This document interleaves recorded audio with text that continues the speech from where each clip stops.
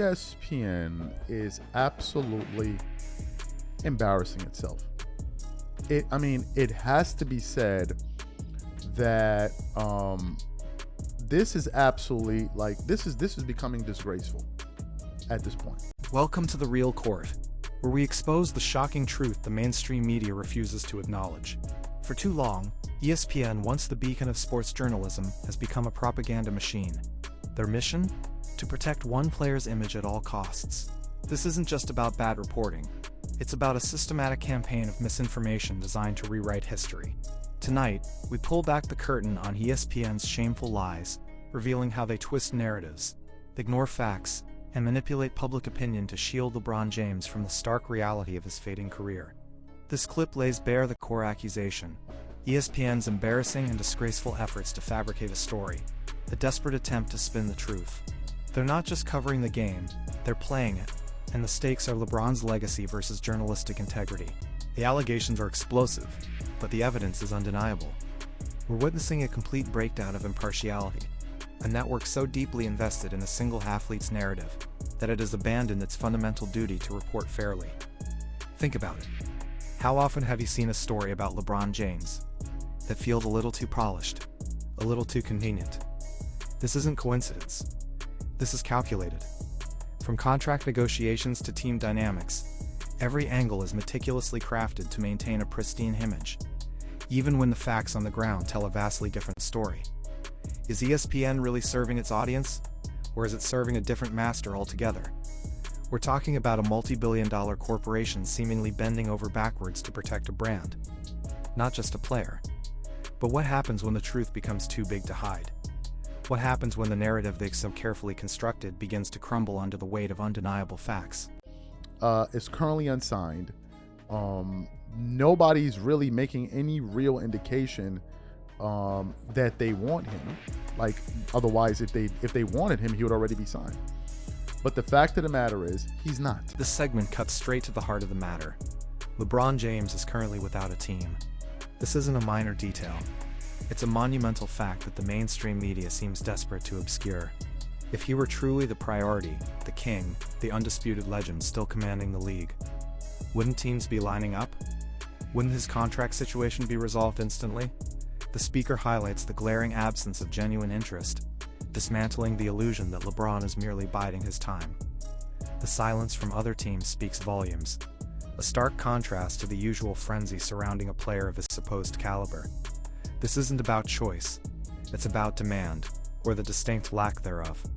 It challenges the entire LeBron can go anywhere he wants myth, suggesting a player who is, for the first time in a long time, not truly in control of his destiny. This reality is a direct threat to the carefully curated image ESPN has tirelessly built around him, exposing the cracks in their manufactured narrative. The implications of LeBron James being unsigned are far-reaching. It's a stark indicator of a league in transition, a shift in power dynamics that the old guard, particularly at ESPN, is struggling to reconcile with their established narratives. For years, the story has been simple. LeBron dominates. LeBron dictates. But what if that era is quietly, unceremoniously coming to an end? The reluctance of teams to make a definitive push isn't just about salary cap gymnastics or roster construction. It's about the perceived value versus the actual cost, both financially and culturally, of integrating an aging superstar with immense influence. The league is looking forward to new faces, new talent. Are we seeing the twilight of a legend, or just a strategic pause before a grand new chapter? The silence from the franchises, the lack of a bidding war, contradicts everything we've been told about his enduring impact. Is it possible that the Emperor, for the first time, has no clothes, and only ESPN is refusing to look? And they're trying to spin it and make it seem like, oh man, he left the Lakers on his own terms, and LeBron is the one that was sitting in the berth. It's all BS. It's all BS.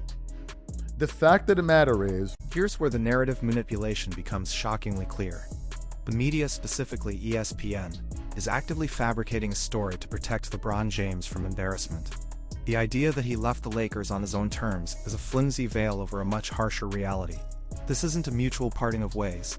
It's a consequence of a market that isn't as desperate for his services as his brand would suggest. The speaker's blunt BS perfectly encapsulates the frustration of those who see through the spin. It's not about LeBron dictating terms, it's about him reacting to a lack of interest, and ESPN, along with its aligned voices, is working overtime to transform a potential rejection into a triumphant departure. This level of coordinated myth-making isn't just biased, it's an insult to the intelligence of any casual fan who can read between the lines. They're trying to control the emotional impact of this move, painting LeBron as the aggressor, rather than the one being pushed out. This isn't just about one misleading headline, it's about a pattern of behavior that undermines the very credibility of sports journalism. When a network like ESPN consistently prioritizes a player's image over factual reporting, it loses the trust of its audience. The LeBron chose to leave narrative is a smokescreen, designed to avoid the uncomfortable truth that his market value might not be what it once was. The narrative suggests LeBron is still in the driver's seat, orchestrating his next move with strategic brilliance. But what if he's actually navigating uncharted waters, facing a career crossroads where his options are limited by the cold, hard realities of the NBA? This isn't just a sports story anymore, it's a case study in media control, where the truth is sacrificed at the altar of superstar branding. Could this be the moment fans finally turn away from channels that prioritize narratives over integrity? What happens when the spin becomes so obvious, so transparent, that even the most loyal viewers begin to question everything they're told? The league is moving on, and no one wants to admit it. The league is moving on. If LeBron was a priority, he would already be on a team. Seriously, if he was a priority, he would already be on a team. The unfiltered truth hits hard in this clip. The league is moving on. This simple yet profound statement shatters the illusion of LeBron's unyielding dominance. For a player who has defined an era, the idea that the NBA is actively progressing beyond him is a difficult pill for many, especially ESPN, to swallow. The speaker reiterates that if LeBron were truly a priority, he'd be signed. This isn't conjecture, it's basic market dynamics. Superstars in their prime, or even past it, but still highly sought, don't linger in free agency. The insistent repetition of, "he would already be on a team," underscores the speaker's conviction and highlights the cognitive dissonance required to believe ESPN's counter-narrative. It exposes the double standard. Other players face the brutal realities of the business, but for LeBron, a manufactured reality is upheld. This truth is inconvenient, painful, and directly contradicts years of carefully constructed mythology. It forces a reckoning with the fact that even the greatest careers eventually give way to the next generation. The shift isn't just about LeBron, it's about a new generation of talent taking the reins. Players like Luka Doncic, Victor Wembanyama, and Jason Tatum are now the faces of the league, commanding attention and, more importantly, future investments from franchises. This natural evolution is something ESPN, with its heavy investment in the LeBron storyline, seems incapable of openly embracing. They continue to treat LeBron as the undisputed center of the basketball universe, even as the planets around him rearrange. The league's business decisions are based on future potential and roster fit, not past glories. While LeBron's accomplishments are undeniable, the cost-benefit analysis for teams is changing. They're seeking long-term stability and growth, and that might not include a player in his 22nd season. So, if the league is truly moving on, what does that mean for the media outlets who built their empire on his reign? Are they prepared to adapt, or will they continue to cling to a fading star, risking their own relevance in the process? But he's not a priority, right? No teams are actually making a push for this guy. No matter how much they try to spin it and make it seem like it's this and make it seem like it's that, no one has actually reached out there and said, hey, we want you. This segment reinforces the brutal market reality. LeBron James is simply not a priority. The speaker emphasizes that no team is genuinely making a push for him, no matter how much the media tries to spin it. This isn't just a lack of an offer, it's an absence of proactive pursuit, a clear indication that his status as a top-tier, must-have asset has diminished. The phrase "no one has actually reached out there and said, hey, we want you" is a powerful counterpoint to any narrative suggesting he's fielding multiple offers or strategically delaying a decision. It exposes the chasm between the media's portrayal and the actual interest from NBA front offices. This isn't a player choosing his next dynasty, it's a player navigating a cold market. This unvarnished truth directly challenges the manufactured image of a player still dictating terms, further proving the lengths to which some are going to protect his public perception. The narrative dissonance here is staggering. For years, LeBron James has been portrayed as an almost irresistible force, a talent so transformative that teams would dismantle their rosters to acquire him. Yet, we're now in a landscape where that magnetism appears to have waned. Is it his age, his contract demands, or the perceived baggage that comes with a high-profile, aging superstar? Whatever the reason, the outcome is clear. The phone isn't ringing off the hook. This lack of aggressive pursuit from multiple teams isn't an oversight. It's a deliberate choice based on strategic calculations. Teams are evaluating his fit, his cost, and his long-term impact, and many are apparently passing on the opportunity to make him their centerpiece. This creates a significant problem for media outlets that have consistently framed LeBron as an unparalleled evergreen asset. How do they reconcile this market reality with the superstar myth they've meticulously crafted? Is this just a temporary lull or a permanent shift in the NBA's hierarchy? Ramona Shelburne is out here still trying to do damage control.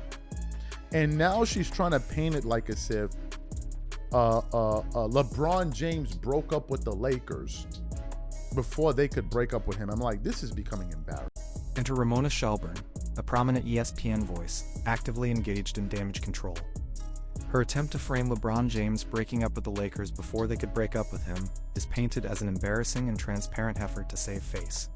This isn't reporting, it's narrative engineering, a clear attempt to control the story and mitigate the blow to LeBron's image. The phrase breaking up with them before they could break up with him is not just a cliche. It's a complete inversion of reality, designed to maintain the illusion of power and agency for LeBron.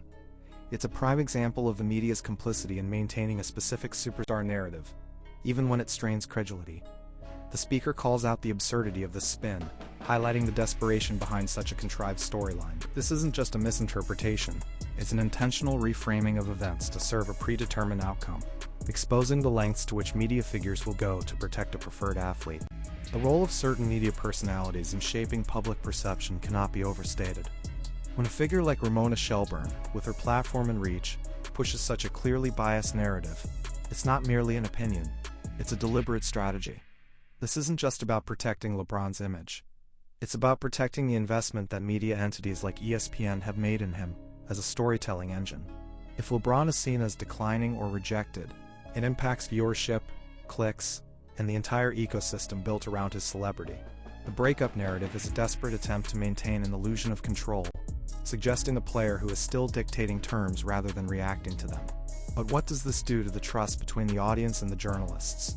When the spin becomes so blatant, so overtly manipulative, how long can a network maintain its credibility? The audience isn't foolish. They see through the thinly veiled attempts to massage the truth. So when will the media pivot from protecting a brand to upholding journalistic integrity? He didn't get out from them before they got out from him. No. What happened was, since last year, the Lakers made it clear they didn't want him back. And we all know this. The Lakers allowed him to pick up the last year of his option. They didn't offer an extension. This segment directly refutes the media's spin, slanting down the truth with undeniable clarity. The speaker states, unequivocally, that the Lakers made it clear they didn't want him back since last year. This isn't speculation. It's a direct counter-narrative to Ramona Shelburne's LeBron broke up with them first claim. The proof? The Lakers' actions. They allowed him to pick up his option, but didn't offer an extension. This detail is crucial. It reveals a franchise that was actively moving away from LeBron, not waiting to be dumped. This exposes the media's narrative as a complete fabrication, highlighting the lengths they are going to rewrite history. The Lakers' calculated inaction speaks louder than any manufactured soundbite. It showcases a team making a strategic decision to evolve, regardless of how it impacts the superstar's ego. This is the truth behind the headlines, a truth some in the media are desperately trying to suppress. The Lakers' decision wasn't impulsive. It was a deliberate strategy to reclaim their identity and chart a new course. For years, the Lakers had arguably played second fiddle to LeBron James's personal brand, with roster decisions often seemingly influenced by his desires. By not offering an extension, the Lakers signaled a definitive shift, asserting their institutional power over individual star appeal. This move, while risky, speaks volumes about a franchise ready to rebuild around a different philosophy, one that prioritizes long-term team building over short-term superstar appeal. It challenges the very notion of LeBron or bust that has permeated NBA discourse for over a decade. The fact that this was clear for over a year underscores the media's intentional delay in reporting the true nature of the relationship. Why did it take so long for this truth to surface? What were they hoping to achieve by obscuring the Lakers' intentions? Answers point to a systemic effort to control the narrative, even at the expense of transparency. And you can owe a lot of this to you can chalk a lot of this up to the new ownership, Mark Walton, who said, no, we're not signing old players anymore. We're done with this. You've been in the NBA for 23 years. If you haven't accomplished what you need to accomplish by now, then you can move on.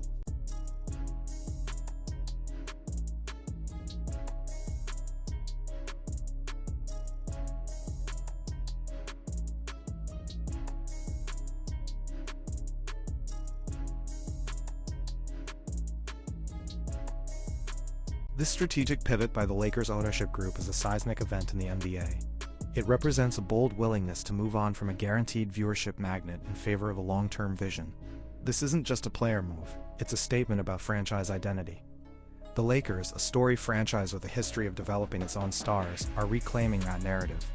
This move directly challenges the conventional wisdom that you always keep a superstar, no matter what. It suggests a growing understanding among some owners that an aging superstar, while still capable, can sometimes hinder the development of younger talent and the overall team dynamic. It forces us to ask, are other teams silently taking notes? Is this the beginning of a larger trend where franchises prioritize sustainable growth over the transient glory of an aging icon? The Lakers' decision sets a powerful precedent, one that could reshape how the league views its own aging legends. And what does this mean for the media's ability to shape the narrative around these complex decisions?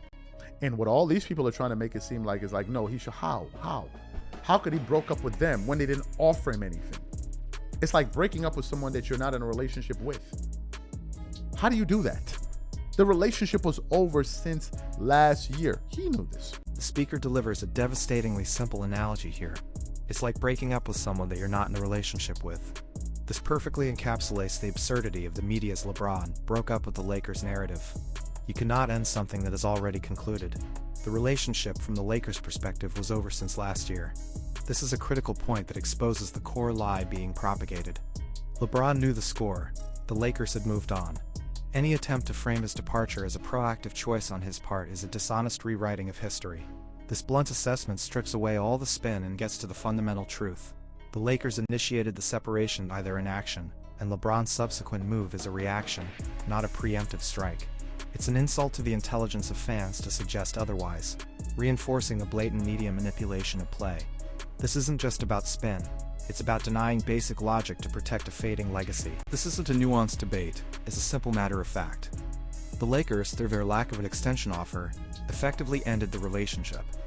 For ESPN and others to then suggest LeBron broke up with the Lakers is to peddle a fantasy, a carefully constructed illusion designed to maintain his untouchable aura. This isn't just bad journalism, it's a form of gaslighting, attempting to make the audience doubt their own perception of reality. The insistence on this false narrative reveals the deep-seated agenda at play. They need LeBron to be the protagonist, the one always in control, even when evidence clearly points to him being a participant in a natural market correction. The question isn't who dumped whom, but rather, why is a major sports network so invested in protecting this one player's ego? The answer likely lies in the vast ecosystem of media deals, endorsements, and cultural cachet that has been built around LeBron James. And the more this narrative is questioned, the more fragile that ecosystem becomes. Is this the point where fans demand more than just manufactured storylines?